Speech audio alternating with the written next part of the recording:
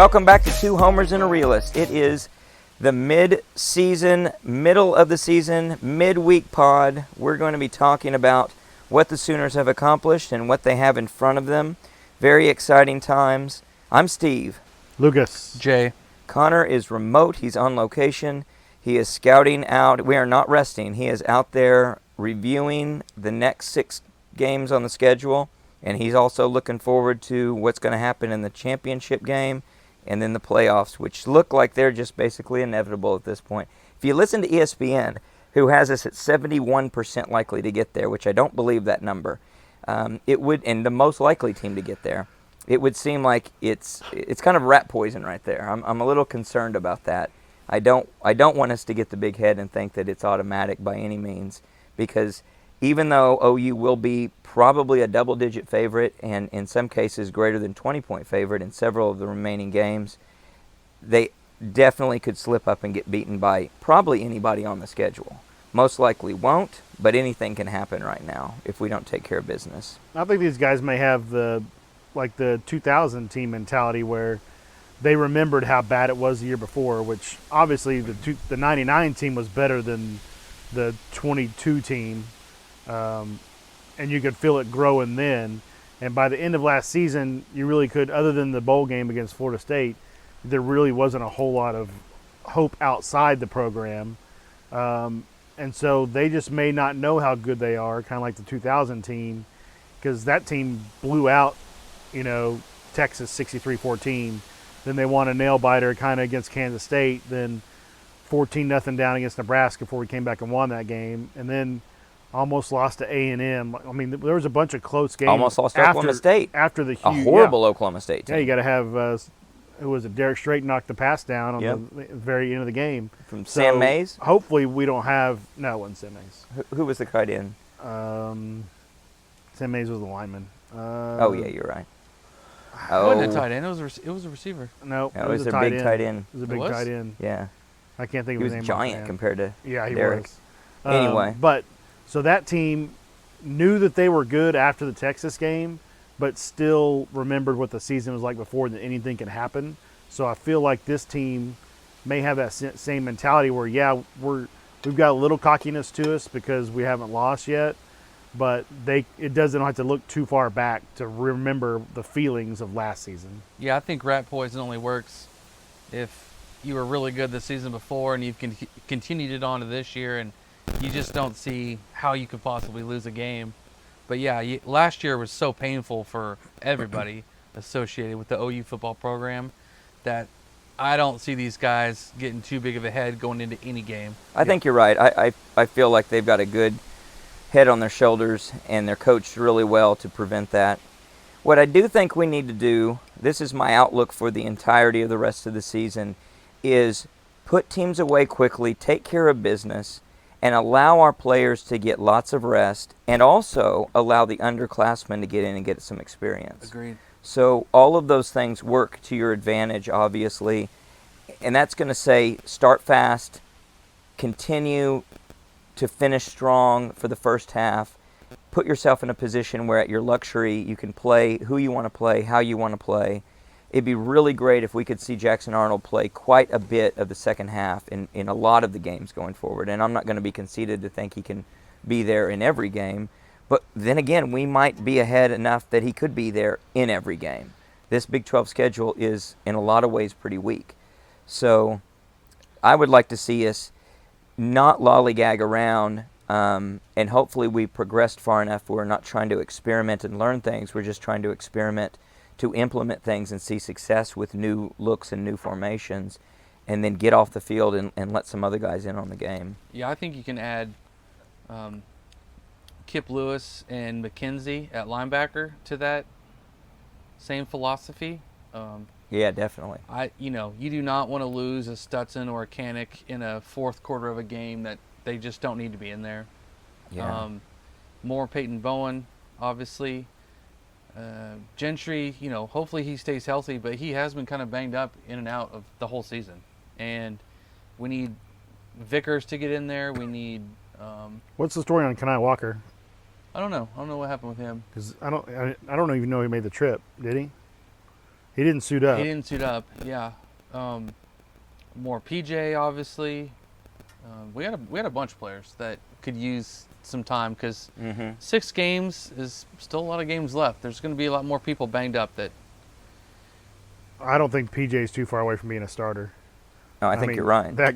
That guy, man, for what little bit he has been on the field, when he gets on the field, he makes an impact. And so it's like Bowen. we're past the point of redshirting some of these guys. You know, Bowen's not redshirting. PJ's not redshirting. I mean, Kip's not. Kip's, Darby. I mean, we got a bunch of dudes that, in this day and age, really redshirting is not going to be too much of a thing because you can transfer all over the place and play immediately. So some of these kids might look at it as like, oh, they're going to redshirt me, but here in 2 years, if I'm not getting to play a bunch, I'm gone. So Yeah, I think. not just NFL. You know, in the old days, it was, Yeah. well, we're not going to redshirt this guy because he's a 3-year guy anyway. Well, now you also have to factor in that they can just transfer and go play somewhere else easily, and you don't want to not use as much of them as you can. Yeah, I think you're right. And you want to, I don't want to act like you want to mislead a guy, but you actually want to test them out and see if they're a guy that you can build a future with. And then you can say credibly, hey, we're looking for opportunities to get you in. You're developing, you're building. It's not like he's just sitting on the bench and as a practice player. He's seen valuable playing time, and he can believe, yeah, they're trying to work me in and trying to make sure that I'm a guy for the future. And the way recruiting's going, I mean, if a guy plays 3 years and goes to the NFL, hopefully you've started building up your stock full of guys that then it's not that big of a deal that you lost a really good player. Either most time you're not going to lose really good players to transfers at a school like Oklahoma, but if you do have some 3-and-out NFL guys, you recruited so well that it's just replenishing. Yeah, but your depth can get hurt, especially in certain positions. If you have a position group and you get a guy that leaves early for the NFL, and at the same time you have someone else who You miss on a guy. You miss on a guy, and Yeah. then another guy decides he's going to go play somewhere else. All of a sudden, your really deep position is really thin. So Kind of like that's a quarterback good last point. year. Yeah, that's a very good point. So Connor had a question, and he had some thoughts that he dialed in from afar with. I'm going to ask the group, I'm going to read his answer to this question first. Are you at all concerned with the classic hangover effect after such an emotional win in Dallas? I'm going to jump right in and say I think we'll win the bye week. I don't think we're going to get beat. I think we'll cover the spread. He says, my first inclination is that yes, I am worried about being let down, but only because I feel like we are so damn good that a loss in the regular season at this point would be a huge disappointment after the performance against Texas. I don't think we'll take our foot off the gas, though, at all. And he's confident that Brent Venables will have the team ready when UCF comes to town. What do you guys think? Let down risk? No, I don't think so. Even if it wasn't a bye week, I think we've proven that after Texas week, we've played really well for a long time. I mean, and I don't think it was just Bob Stoops, but the Stoops era was ridiculous after the Texas game. I don't remember the exact stat, but it was like a 15-year run of never losing the week after Texas. I think it's one of those deals where the game is virtually the same week every season. And so it's just been ingrained and taught and preached to not have a hangover from the Texas game. Whereas if you're a team like, let's just say Louisville, who just got done beating up a Notre Dame, now you have to worry because they're not ready for that. It's just a game that they don't have every year at the same time. Like, are you ready for the week after a victory like that? But Texas, we know there's a game right after Texas. And I feel like it's just constantly preached and ingrained into the program that... I'm not worried about it. I think it's been really refreshing in the last couple of decades that for the most part we haven't really seen that hangover effect. I don't really know if it's all that relevant to this team today since everything's different, but coaching staff and everything else. But honestly, the hangover effect, I think that what you're really seeing with that is sometimes teams just aren't that good, and they come out of the Texas game, which is an emotional game where you can kind of play over your head, and then you come back to reality. And when I think of games that we lost after the Texas game, like Iowa State in '89, which was a very painful, ridiculous loss, that was because that team wasn't very good. And other years, maybe there's a letdown only because you're so sky high and you've done so well, but you still won the game handily. There's just aren't many opportunities for a true hangover effect, except if you're just actually not that good a team, and you're looking at one of your 4 losses on the season happen to be right after Texas. Then it's kind of arbitrary picking that out as a hangover. I think it's just you weren't that good of a team that year. And this defense gave up 527 yards or whatever it was to Texas. So BV's in there in the film room pointing out all these flaws of the seam route. You got beat on this 3 times because you double covered this guy and didn't cover this guy in the backfield, or you didn't cover this tight end, or all these little things that, yeah, we're happy that our defense, we feel like, played pretty well. Yeah, contrary to Texas fans and Texas media, we didn't play that great. Yeah, we gave up a touchdown on the punt block. So really, Texas only scored 23 points on us. But in any given year, we would essentially just say, yeah, we'll give up 23 to Texas. That's fine. That should be enough to win. It should be enough to win. But the coaches are in there pointing out every little play is a mistake, and same offensively. Like, oh, you missed Tyree Walker on this 3-yard route that would have been a touchdown, and instead it's a field goal. Or, we missed a 45-yard field goal. If we would have thrown the ball here on this play, it would have been a first down and kept the drive alive. All those kind of things are going to get pointed out. That's going to keep them level-headed, I think, and not think, oh, we're the greatest thing since sliced bread. I think you're right. So I want to talk about looking forward and making a lot of assumptions that we're in the championship game, and let's assume it is a game against Texas. 2 of us picked OU Texas. Connor and I did. You picked OU and Kansas State, and you picked Kansas State and Texas, I believe. Yeah, I think so. So I think all of us would put OU as very likely to make the championship game at this point. Assuming we're there and assuming we're playing Texas, let's talk about that rematch.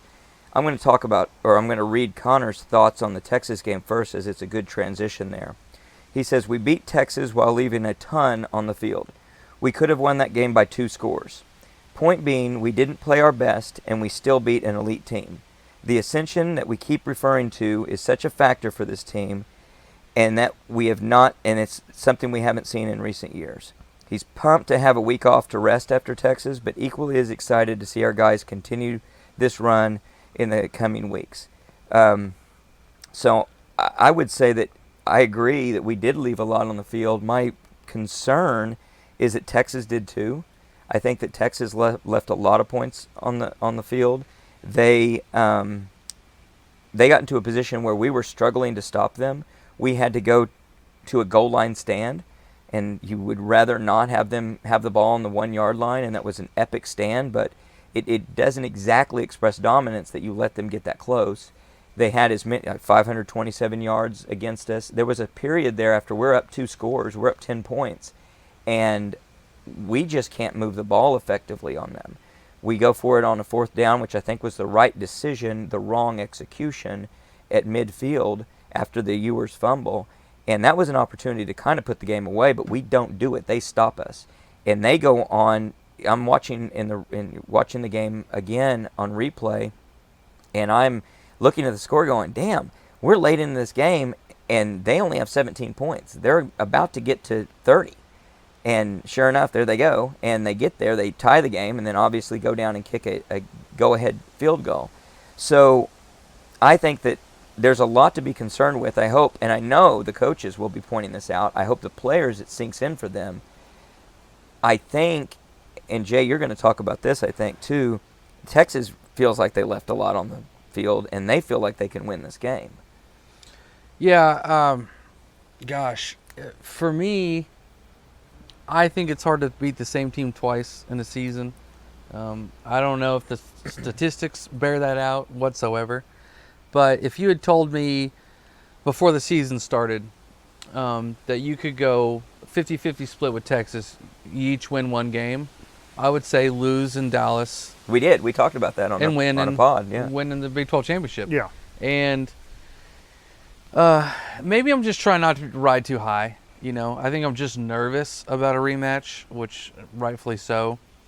You're definitely talking about rematching your toughest opponent by far. At least and from what we've I seen. think what I dislike about it is maybe it's the fact that it looks like it's most likely going to be Texas, and I don't want to give them the satisfaction of doing what they seldom do, and that is beat us and get a Big 12 championship. Well, and it would be the opposite of what we did to them in 2018. Yes. In a pretty similar fashion, where they came down at the end of that game and won that game with a field goal, but right at the end of the game, last seconds of the game, and then we came in and handled them in the Big 12 And I'm title. a huge believer in revenge games. And if I had my choice, I think I would rather try to avenge a loss versus defend someone off who feels slighted. But as we talked about earlier today, as we were walking back from dinner, all the aspects that we could think of teams in the past that played the same team twice in a season, for us, we won every one of those games. Yeah, like I said, But we didn't statistics win all don't the bear it first out. ones. We come up with 6-0. 6-0, but we lost 2 of those the first match. 2 of them. Two of them we lost. Texas at 18. What was the other one? Nebraska in 78. No, So there was no Big 12 championship at that no, point. that was in the Orange Bowl. Yeah. So,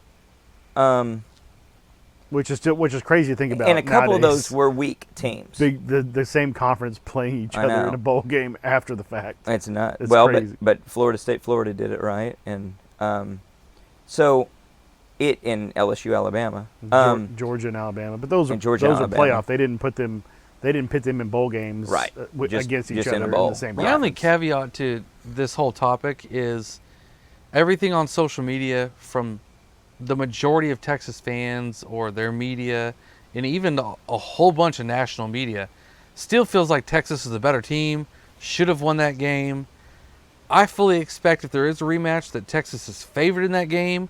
So all of that actually leads Sounds right good to back me. to OU just being disrespected again, Yeah. going into a game that When they show the stat from Austin, Arlington, and from Norman, Arlington, who's going to be driving further?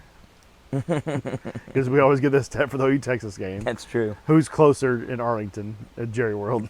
They probably are. They probably are. So if you look back at those other games, when we played Kansas State, that's in 2000, we were probably playing for sure the second best team in the conference, but that was a really strong conference. We missed playing the second best team, though, several times when we didn't play Texas because it was North-South divisions. When we were playing Iowa State and TCU in a 10-team round robin, then we rematch in the championship, those teams were not, they might have been the second best team in the conference, but those weren't real tough teams. Missouri So we beat might- them twice. Now Missouri Missouri might have was. been, Missouri yeah. Missouri was, and that was a deeper conference then. So some of those games where we beat a team twice, we weren't beating that good of a team. Some of the times we were beating a hell of a good team, one of the best teams in the nation. For What happened? Sure. Did K-State beat Nebraska in that 2000 year? Is that how they got in from the north?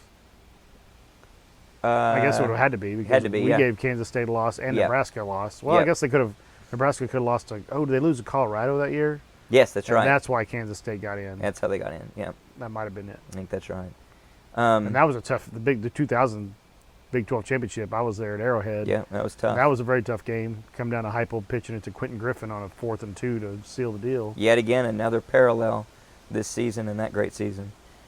So it'll be tough. I don't know. I think that Texas is probably slightly favored at that point, and that's probably good for us. I would want that to be the case. Agreed. It's going to be tough to not be favored, though. We might be number one by then. It won't be too tough for us to be number one by then. Even if Georgia's undefeated, they may look at our resume and how we're winning, and we get the nod, or we're going to be really close. We'll be maybe 2 if we win everything to that point. So it'll be hard to not be favored, but it'd be great to not be favored because the disrespect factor for that week of preparation would be wonderful. And we get an extra day extra day and a half because we play at 11 a.m. on Friday after Thanksgiving against TCU. So let's look at more of the regular season there, and I'm going to ask this question. What is the number of total wins for OU that would be disappointing? And let's look at it including postseason. So as we sit here in January and look back at the season, however it ends up, all the way through the end of college football, how many losses or how many wins could OU have that would be a disappointing number at this point?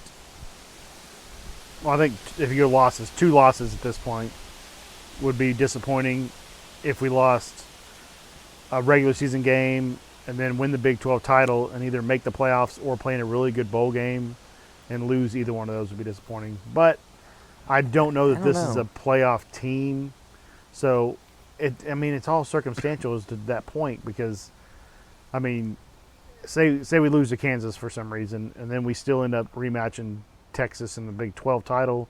We win that and it gets us into the playoff and we roll up against an undefeated Michigan or Ohio State that just somehow rolled their way through the conference. And then we're number 4, they're number 1, and we lose to them in a close game. It'd be hard to be super disappointed with how last year went to turn around and be a playoff team the next year. Yeah, I agree. I think 9 wins would be almost ridiculous, obviously disappointing, any way you cut it. 10 wins are probably not all in all disappointing unless you've just really missed out on an opportunity right in front of you. If you let 2 slip away that should have been yours, that would be disappointing. But otherwise, 10 wins is a pretty damn good year.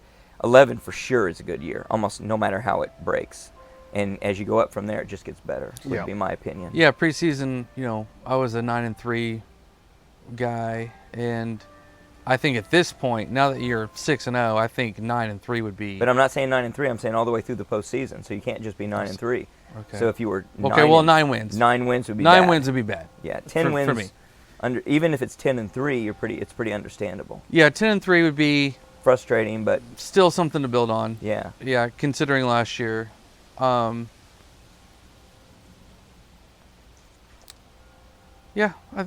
Connor says anything. 10's about as low. Connor said anything short of 15-0 is disappointing. No, just kidding. Didn't ask him that question.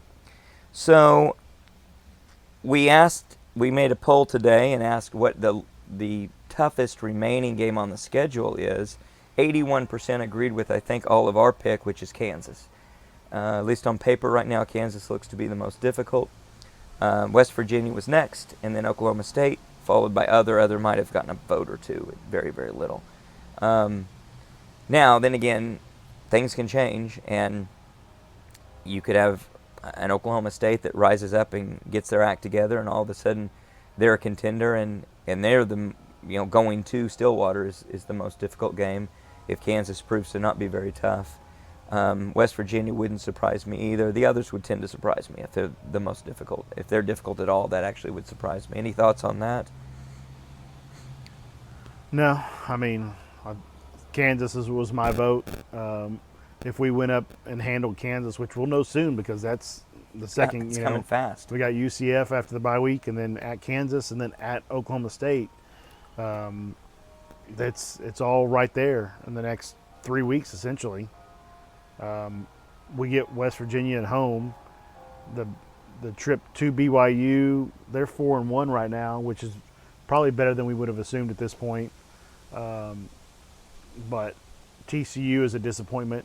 That was a game when I said 9-3 at the beginning of the season that I kind of had. It could be a tough game, even though it was at home. A team that went to the national championship game last year. They did lose their quarterback and some skill position players to the NFL, but it's still, you would think, a team that relied on a bunch of transfers, so we didn't really know how they were going to be coming into this season, and they've just been okay. So that one I'm not as worried about now. Fully healthy, obviously.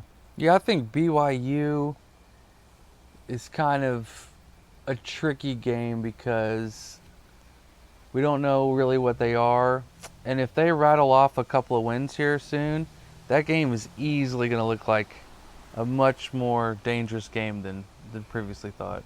Yeah, that could be. But that's just a wait and see. We just don't know. Mm-hmm. You just got to see what they do. They could be 8-3 at that point, or something like that, or 8-2. Could be a trap game for sure. Yeah, definitely a trap opportunity. Well, we made some predictions for the college football playoff at the beginning of the season, and I want to go back to those and see if we want to make any changes to them. I want to change one of mine.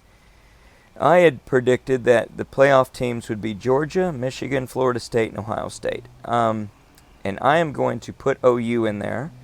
I think it's something that's easily fair to do, even if you don't believe the 71% that ESPN is projecting. They're definitely one of the most likely teams to make the playoff. And I look at that mix of teams, who am I going to take out, and am I going to swap any others? I'm going to take Ohio State out. I'm not as impressed by Ohio State as I would need to be to believe that they're going to get it done. I think they're going to face a very difficult game against Michigan in Ann Arbor. So I'm going to put OU in there. I'm going to keep Georgia, Michigan, and Florida State. Florida State's the iffy one. I wanted to put Washington. However, the Pac-12, I think, is going to eat itself alive. I think there's going to be a lot of cannibalization there, and you're going to see maybe a struggle to have a one-loss team win that conference. You might have a two-loss team win that conference. So Florida State's schedule is a little lighter. They only have to beat one of the two top teams in their conference in the championship game, if we looked at that correctly. They don't play Louisville, and they don't play, who's the other team? I'm blanking on it, undefeated in the ACC. North Carolina in the regular season. So that's going to be my four. Connor, who had Clemson, OU, good for him, USC, and Georgia, is changing to leaving OU and changing the other three out. He's got Michigan, Oregon, and Florida State. So he's siding with me on the Florida State. He's leaving the SEC out? He's leaving the SEC out. Wow. SEC misses the playoff. Kinda. Yeah, kinda. OU's representing. Yeah. What do you? So, Lucas, you had Georgia, Michigan, Clemson, and Kansas State. I know you're going to make some changes. Yeah. I'm going to keep Georgia and Michigan in there. I think Florida State takes the spot of Clemson. And then, man, it's a real toss-up between the Big 12 championship winner and the Pac-12 championship. A lot's going to be riding on this Oregon-Washington game. I think if Oregon pulls it out against Washington, I don't see them losing to anybody else on their schedule. So I'm going to say Georgia, Florida State, Michigan, and Oregon. The other OU. U of O. All right, Jay, you had LSU, Clemson, Washington, and Penn State. Now, I did go out on a limb. I wanted to just be different. So I kind of threw some different teams. You are different.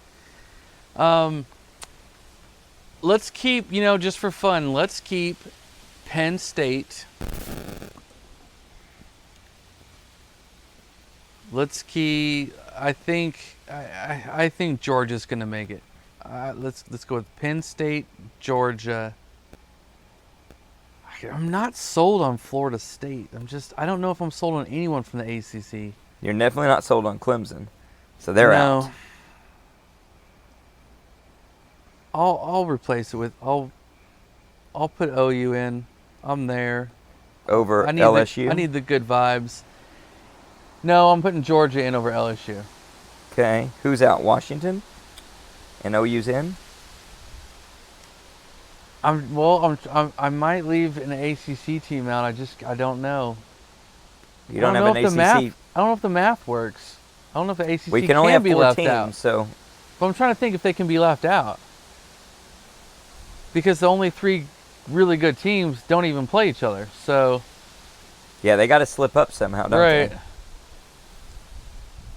I'm kind of like you. I think the Pac-12 might do a little cannibalization.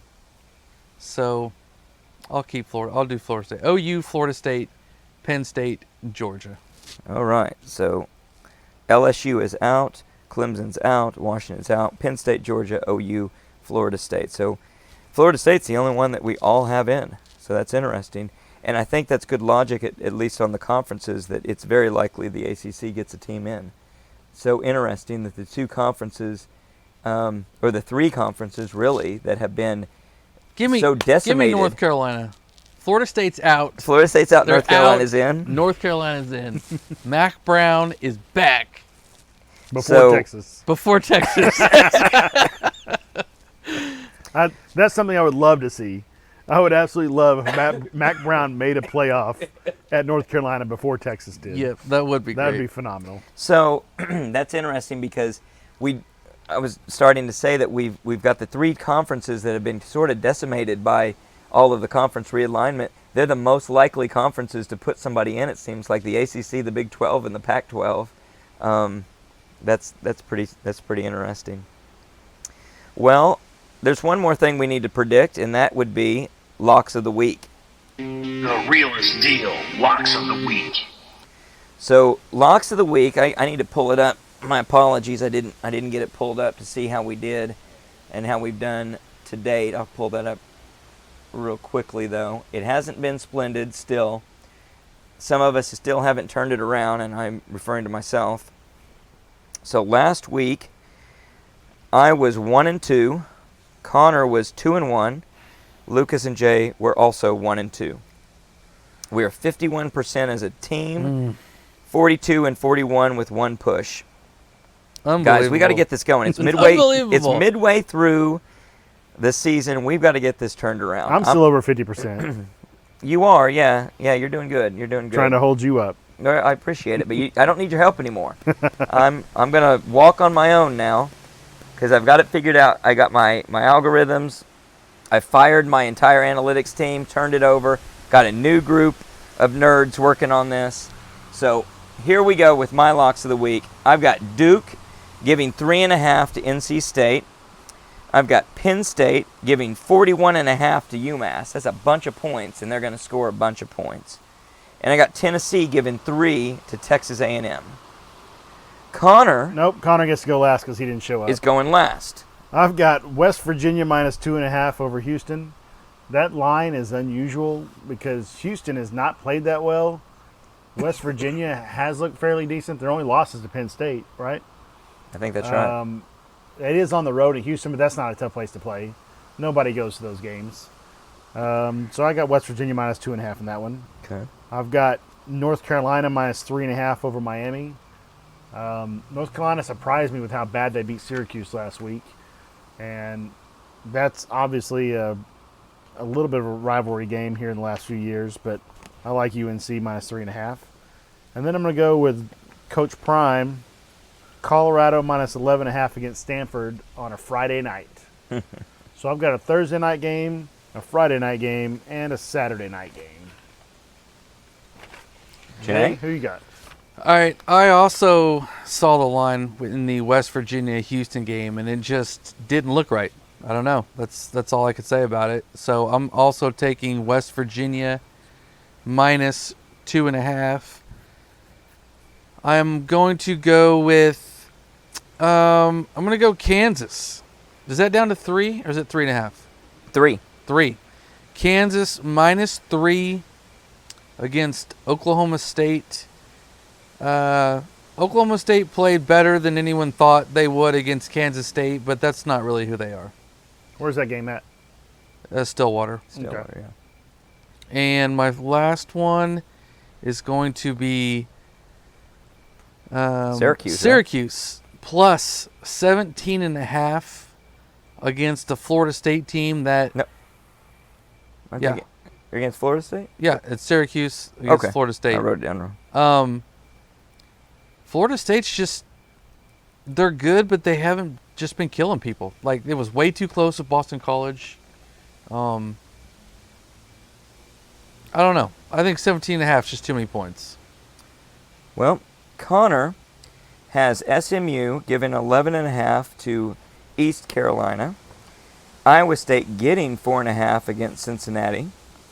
And he likes UNC giving 3.5 to Miami. So, some pretty similar picks in some cases. I think we got an opportunity here to turn this around from the back half of the season on, get some strong victories for those out there following us in the betting markets. Is there a chance that Iowa State is maybe the third best team in the Big 12? I hope so, because we beat them handily. I don't know. I mean, at this point, They you've looked got- pretty good you got last a week. 4-1 West Virginia and a 4-1 BYU. I don't know if Iowa State as the third best team or not. I don't think they could be. I think it's got to be It's got to be Kansas. Well, Kansas State. I don't think Kansas State's that good. You can't lose to OSU and be the third best team in the conference. Yeah, true. not possible. Even though we don't play them this year. So let's look at something else that's now on the radar screen. It's something that I bet on way early in the preseason, and that is I put sprinkled a little money on Dylan Gabriel to win the Heisman. And his odds have shot up considerably from when I made that bet. What kind of odds did you get on that? I got 25 to 1. And now he's, I think, if I remember, it might have been 30 to 1 actually. And now it's 15 to 1. He's fourth in the Heisman in the betting markets. Penix is now number 1, followed closely by Caleb Williams. It's 3 to 1, and Caleb's like 3.5 to 1. And then Bo Nix is number 3, and he's at like 6 or 7 or something. I'd have to look. So there's a little bit of a gap, obviously, and I think it would be a big long shot for Dylan Gabriel to actually earn the Heisman. But stranger things have happened, as they say. I think he's on pace for 4,200 yards and 43 touchdowns, Dylan. And a great completion percentage. Was he got 2 interceptions Uh-huh. through 6 games? Yeah, I think So it would that be would give a him- great ratio. That only give him 2 more interceptions and 1 Mhm. fumble. So he's on pace for 6 turnovers for the season, which would be phenomenal. That'd be phenomenal. So you might see a little bit out west of, again, cannibalization, where you've got those 3 guys are all in the same conference. They're going to eat up some of that vote out there, and you might get some SEC bias for Gabriel, that they look at him as one of their own, and you get some votes in that quadrant of the country. I don't know. He may get on TV a lot more than those other guys. It might work out in a way that he can rise up and be competitive there. I don't know. What do you guys think? As much as I hate to say it, I think Caleb Williams may be the best college football best college quarterback I've ever seen. Oh, you're crazy. You're The crazy. guy has every single tool you could ask for. He doesn't throw the ball as well as quite a few different quarterbacks we've seen As a total in the package, last 5 years. As a total package, he has the arm strength. He can evade anybody in the pocket. his He- pocket presence is his is- pocket His presence- pocket presence They is have a phenomenal. horrific offensive line. I mean, horrific. And he takes a bunch of sacks that aren't his fault, but he still makes so many plays by stepping up a couple steps into the pocket and throwing off his back foot 40 yards downfield to a wide receiver that's just completely wide open because they're playing backyard football a lot of times. And then, as much as he dislikes running, when he wants to, it seems like he can get 10 to 15 yards at will. And then He's got a lot of he's very heady. heady about, like, and he got that touchdown against Arizona, or was it the 2-point conversion against Arizona at the end where he just gets the ball right Yeah. where it needs to be. he's So- going out of bounds, but the whole I mean, we all love Baker. Baker's awesome. Kyler, Both better Jalen passers Hurts. than Caleb Williams. I don't think so. I don't think so either. I don't Oh, think I so. definitely think so. This is a good debate to have. It would be a good debate to have. And it's like I said, I don't want it to be this way, but for total package, I mean, he's obviously got the height on Kyler. He doesn't have the speed. I would say similar arm strength and Not accurate. He's like- accuracy's He's like we said last year, pretty though. close. He's a better Jalen Hurts. yeah. Yeah, I would agree with that.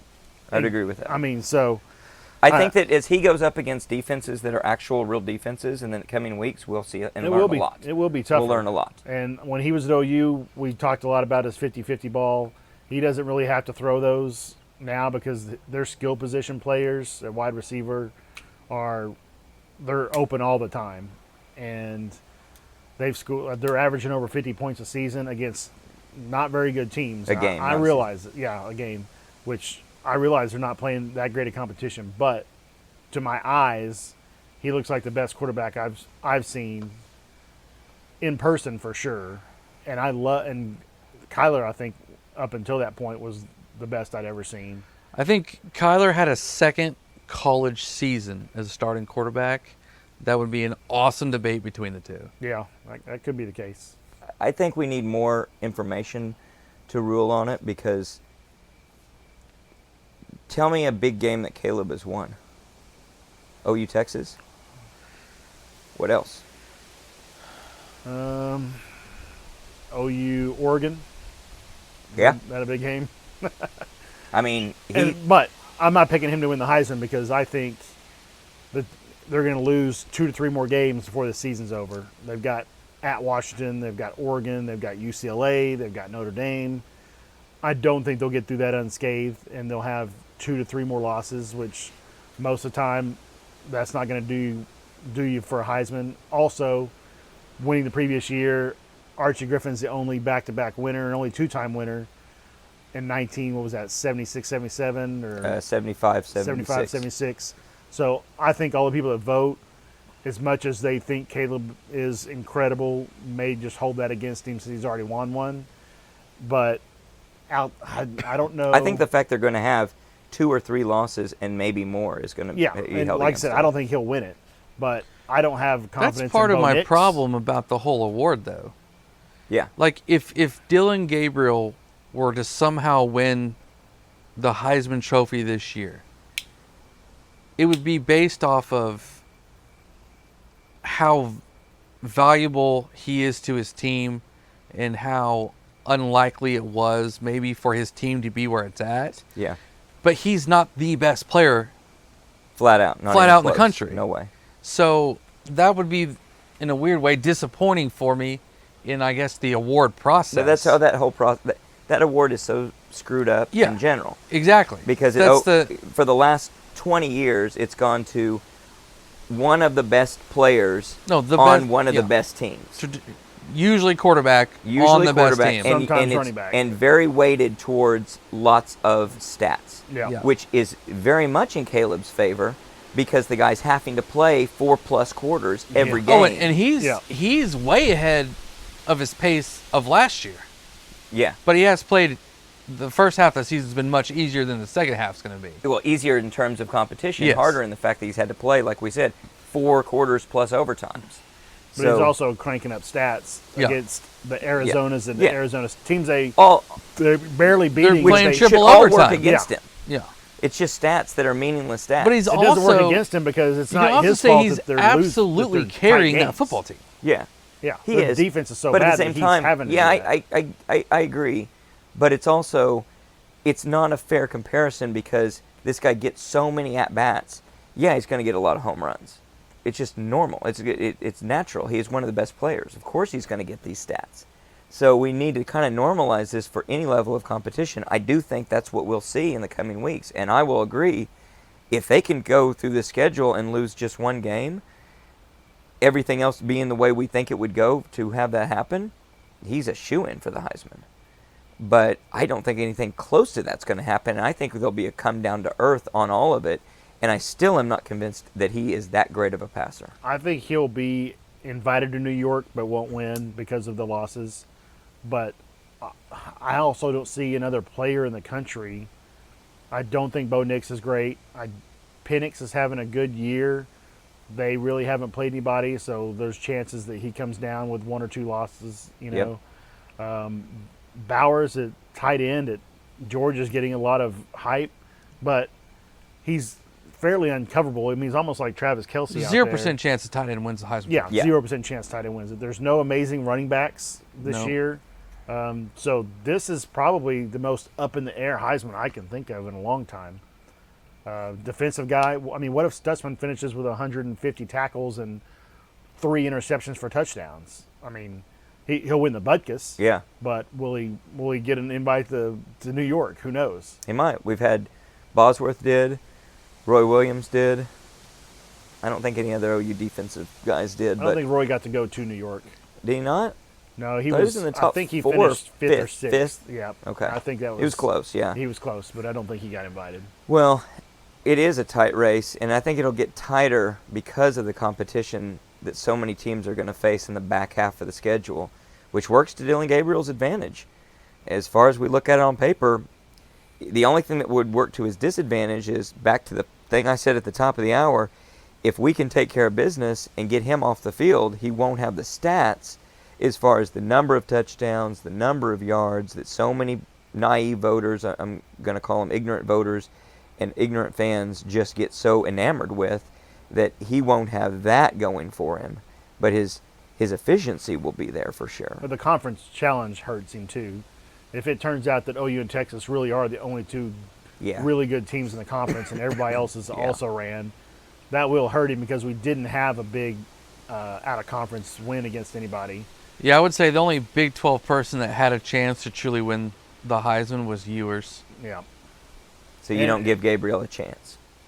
Oh, I think he's still got a chance. Is a chance, but The Heisman committee, the Heisman voters. him going to New York would be, absolutely fantastic for him. I do not think he can win it. The I Heisman just voters don't. love a good story. They do. And a kid without the measurables from the state of Hawaii Overcame injuries. going across the country to UCF and lighting it up there. Oklahoma He's quarterback like fatigue. 13th all time in the NCAA or But something they like that. the story, I think, and the story's growing as the media turns on Lincoln Riley. The whole narrative's changing. Yep. We're not the only ones who think we won the divorce. I think that the rest of the nation is looking at it that way too. So you might have some apathy towards the Lincoln factor as well, and that may rob some votes away from Caleb that may go Gabriel's way that way. I mean, he'll get some of the West votes because there'll be people in California and Hawaii and stuff that'll see that. And then if he finishes in the top 10 all-time NCAA passing yards or something like that, I mean, who knows? I think he's 13th if I remember seeing that stat right. Yeah, he's this pretty week. high. So, I mean, he's got 6 more games. And it's not a career award, and yet Yeah. they love the career numbers and the storyline. and the storyline. He takes a picture with the lay on. Marcus Mariota. That was a big Hawaii deal when he won the Heisman. Mm-hmm. He'll show up to the ceremony in his suit with the lay on and talk about his, how he grew up over there and all this other kind of stuff. And Heisman voters love that kind of stuff. So If he can have a big game against Texas and beat them again, that really helps a lot. That's right before the vote would come out. That could be really strong for him as well. So, yeah, I think there's definitely an opportunity. That would be exciting. That it's going to be an exciting back half of the year for sure to see what OU can actually accomplish. It's, to me, looking forward to it as a fan, I'm just super excited to think we're going in now with confidence and with a little bit of, wow, we've accomplished a lot and now we can accomplish a lot. I feel like the team's attitude is in a great place for that too. It's got to be stronger because of the win against Texas. It didn't take a lot to lose that game. We still should have come out of it if we lost with a lot of confidence and we're building, things are in the right direction. But when you win, it is such a difference maker. And I think it's going to be a difference maker in the right way. Back to what we were saying before, where we're very strong, but we know that we've got a lot we still have to go out there and achieve. We don't feel like we've just, if you were at a lesser program, you would feel like you've done everything that you were going to do. You'd be self-satisfied with it.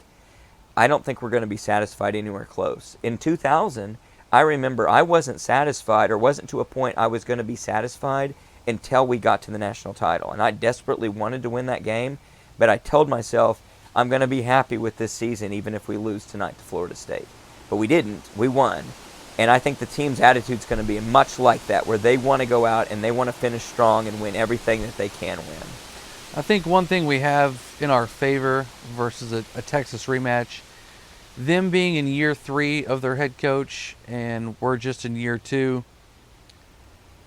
both teams will have growth from here on out, but I think we have more room to improve than they do. And so with us coming out on top this early in the season, I still think our defense has much further to go than the Texas team does. Like, they didn't play their best, we didn't play our best, but I think we're on a little bit steeper of a trajectory than they are. I do too. I think so too. And I think our aspirations are higher. And that's just traditionally how it's been between OU and Texas. They get self-satisfied with what I would say is mediocre success. They're okay with greatness. We want elite excellence. And that's the difference between the two fan bases. I think that's the difference between the two programs. And honestly, I think it's something that we bring to it today with Brent Venables that I didn't see at the time, but I think we were lacking under Riley. I think he was satisfied with where they were. I think he was happy with where they were. I don't think he saw it. And that's what USC fans are pissed about today. He doesn't see it. He just spent, what was it, in that press conference forever defending his defense, acting like everything's okay all and it's getting fixable. better. It's all fixable. As 109th They're close. ranked defense in the country, and he just doesn't see a problem with it. He didn't know what the media is. What are they so upset about? To me, it's a big difference in attitude, and I think our attitude is great. I'm just super excited, super pumped. What else do you guys have? Anything else? We're just ready for the next football game, aren't We we? get to watch a bunch of football this weekend with no stress. It's going to be no stress weekend. We get to hate watch Notre Dame USC. Yep. We're going to watch the Washington Oregon. Oregon game with interest. A lot of other top 25 matchups that there'll be a lot of those that are interesting.